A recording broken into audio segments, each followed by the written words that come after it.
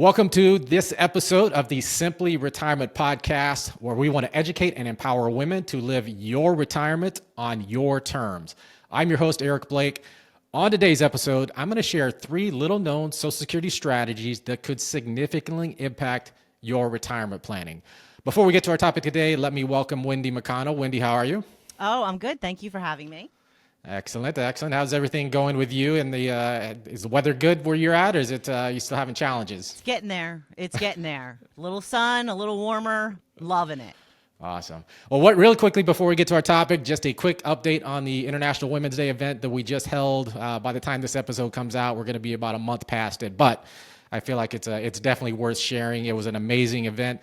We had 90 women. We had people showing up that had not actually registered. So that was a fun little variable that I wasn't counting on. How many people did you have registered?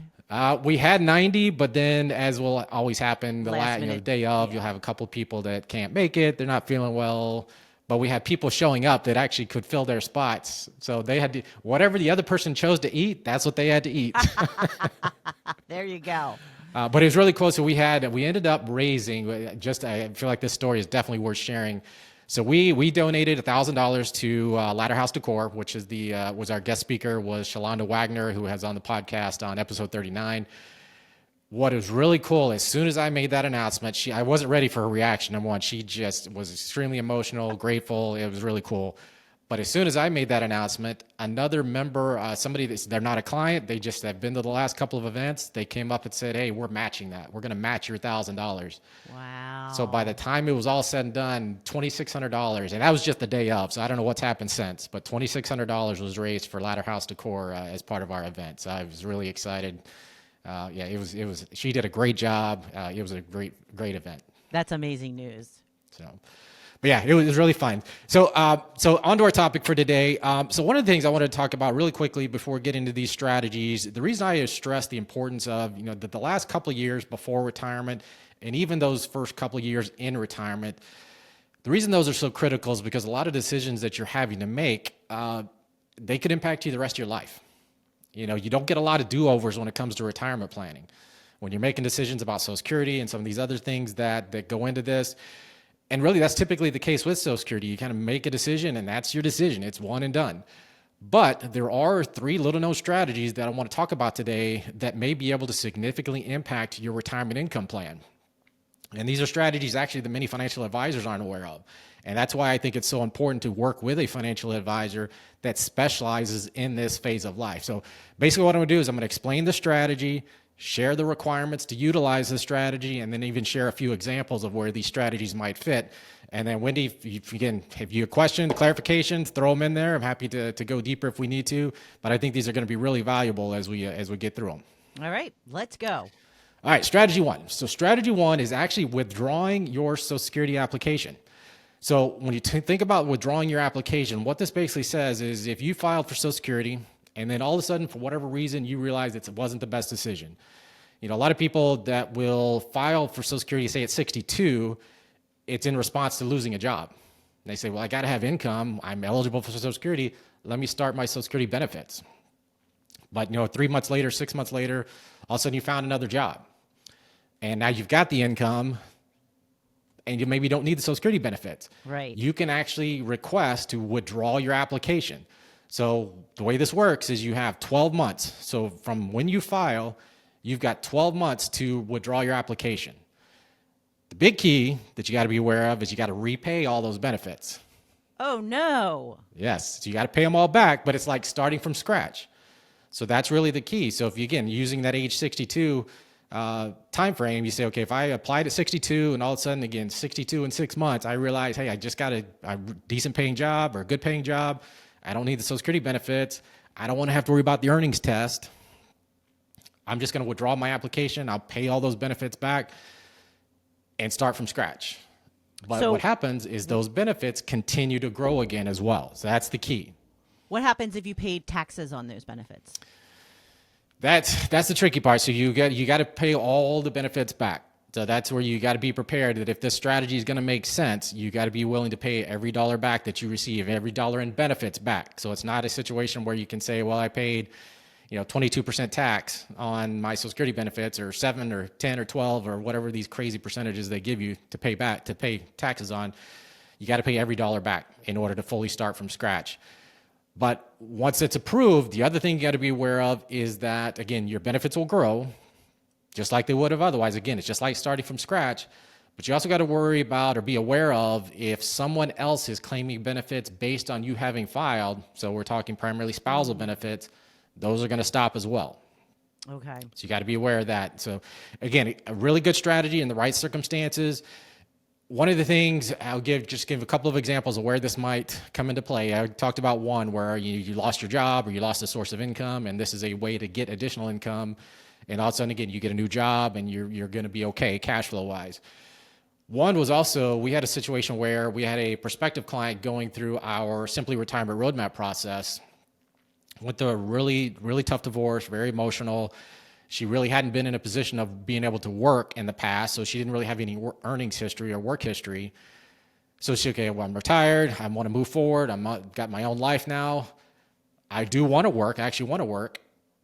She had just turned 62, so she said, well, I'll start my ex-spousal benefits and I'll start working, and that'll be my income. Unfortunately, she wasn't aware of the earnings test. And we won't spend a whole lot of time on the earnings test in this particular episode because I want to do a very specific episode on that topic. But just know that if you earn above a certain amount and you're below full retirement age, you could lose some of your benefits. You're going to have to pay some of those benefits back. So for her, it could have been, hey, let me just start over. Let me withdraw my application. I'll pay those benefits back, and then start from scratch. Just keep working, making the income that she needed to meet her needs. And go forward. Yeah, so that's one of these the are things you have to think about before making these decisions. I mean, absolutely, you're saying you can go back and change it, but it would be easier to not make the mistake to begin with. It is, but again, if you've got 12 months, so a lot of people aren't aware of that. To say, within 12 months, if for whatever reason it wasn't the right decision or my circumstances have changed, I have a 12-month window to basically do a do-over. Mm-hmm. I think it's very valuable. Again, the other thing is, I'll also throw this one out there: tax implications. So if you, depending on what your income is, you could be retired at 62, you've got income or you got withdrawals coming from your IRAs, maybe you have a pension of some sort.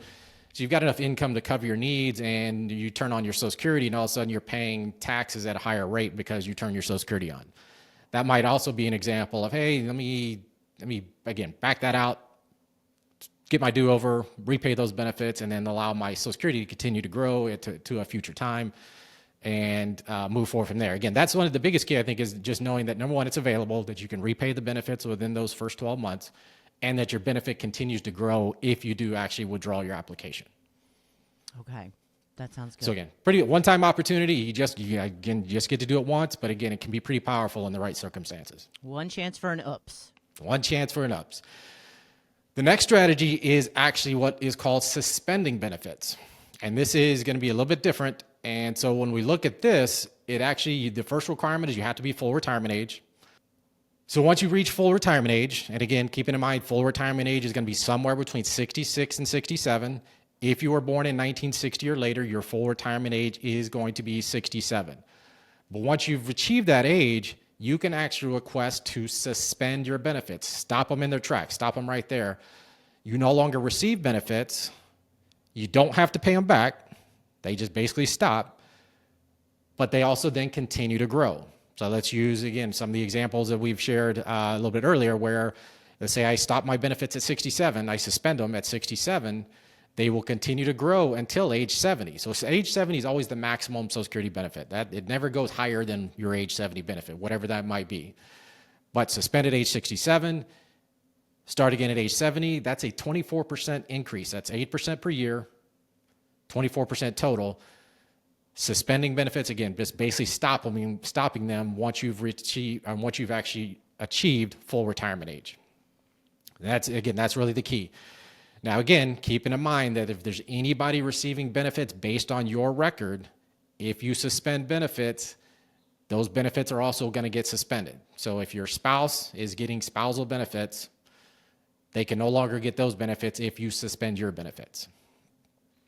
So again, that's where I use a little bit different examples. Again, some of these examples are going to be very similar, But I would say one of the examples that you might think about is, let's say for whatever reason, the higher earning spouse, the one that would be suspending, they said, I would really like my spouse, my lower earning spouse, to have a higher death benefit or higher survivor benefit if something were to happen to me.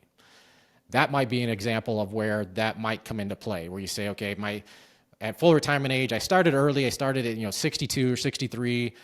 It's already been reduced because I filed earlier than my full retirement age. I would like that to be a bigger number for my spouse if something were to happen to me.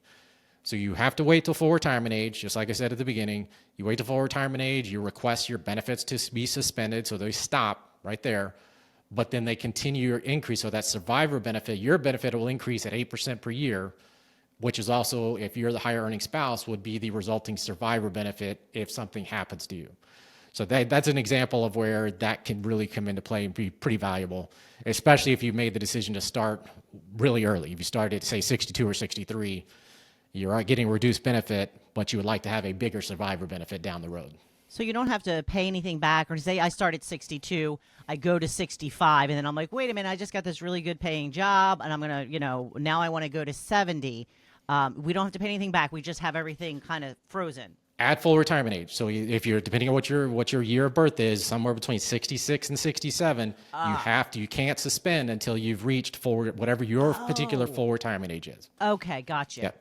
All right. Thank you. So yeah, for absolutely. clarifying. So you don't have to pay anything back, but your benefits stop. So obviously that one source of income stops. You got to have some other sources of income, whether that's, again, it could be employment. Like you said, I go back to work, decide for whatever reason, go back to work.